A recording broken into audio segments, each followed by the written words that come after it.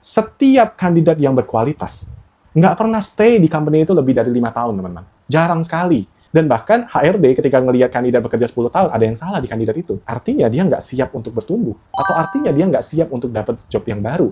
Artinya dia nggak siap untuk dapat challenge baru, makanya dia bertahan. Kalau teman-teman tanya lah, every single HR, mereka punya pemahaman yang sama kok. Every single qualified candidate itu pasti tipikalnya unik-unik. So if you see, every single successful people selalu traits-nya unik, teman-teman. Ada yang baik banget, ada yang skeptis banget, ada yang dikit banget ngomongnya, gitu ya. So we have to get the attention first. We have to get the trust first. And then baru kita kasih solutions. Aku nggak mau kalau cuman kontrak. Aku maunya permanen. Gimana tuh untuk solving the issue ya? Pertanyaan ini sebenarnya bukan permasalahan PKWT. Permasalahan ini lebih kepada job security. Okay, I understand about your main concern. It's about the stability. Baru empathize. If I were in your position, belum aku pindah, aku pun juga merasakan hal yang sama, Pak. Saya punya concern juga. Kalau pindah dari permanen ke PKWT, ke kontrak, baru solving, teman-teman. But what I can suggest to you, jangan lihat dari kontraknya aja.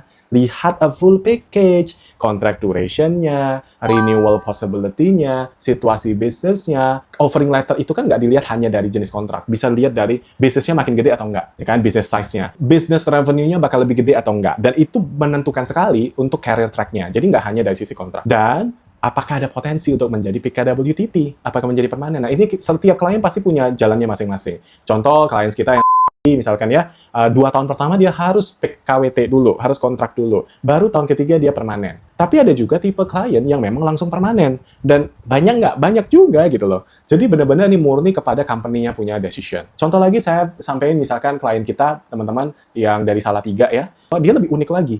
Jadi 6 bulan kontrak dulu. Setelah 6 bulan, teman-teman, karyawan bisa memilih, beneran. Karyawan bisa milih, dia mau permanen atau kontrak. Karena keduanya itu punya benefits dan nggak enaknya masing-masing, teman-teman. Benefitsnya PKWTT, kelihatannya aman. Kelihatannya kalau dipecat, dia dapat pesangon. Yang kedua, ada kepastian hukum. Jadi ketika dia udah kerja nih kontrak 1 tahun gitu ya, tiba-tiba dia pecat 6 bulan, company harus bayar 6 bulan berikutnya. PKWT itu sesuatu yang sangat baik sebenarnya. Jadi tergantung sudut pandangnya. Nah, again, menjelaskan ini ke candidate nggak akan bisa di depan. Jadi teman-teman kita harus dapat trust-nya dulu. Ajak ngobrol. Oke, kita tahu situasinya seperti ini. Kalau aku di posisi Bapak Ibu, aku juga merasakan hal yang sama gitu ya. Dapat dulu trust-nya baru tuh, solving the issue-nya. Kurang lebih kayak gitu ya.